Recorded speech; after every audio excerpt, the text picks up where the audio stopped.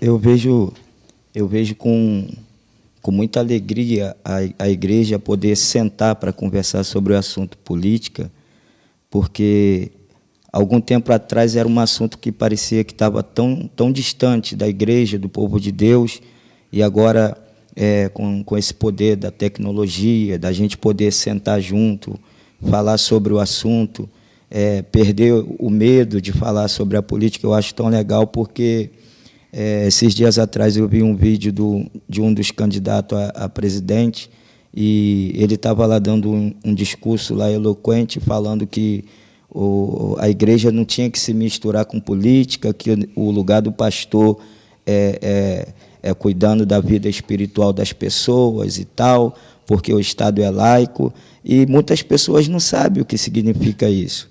O Estado laico fala sobre o governo, o presidente, ele não tem religião, né? Porque ele preside para todas as religiões, ele preside para o espírita, para o crente, para o católico, ele preside para todos.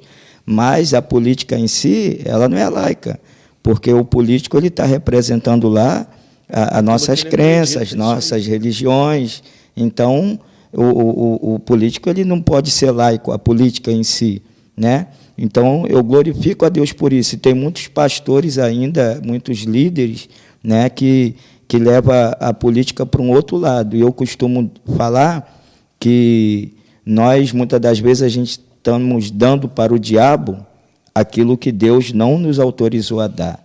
E muita gente diz que a igreja não pode se misturar com a política. Eu não vou falar nem a igreja, porque quando a gente fala a igreja, dá a intenção que a gente está falando de um templo. Eu estou falando da igreja ser humano. E quando a gente pega a política e dá para o diabo, sem Deus ter autorizado a dar. Então, o diabo que vai controlar, a política é do diabo, quem está lá, então a igreja não pode se misturar com isso. Mas quem disse que a política é do diabo?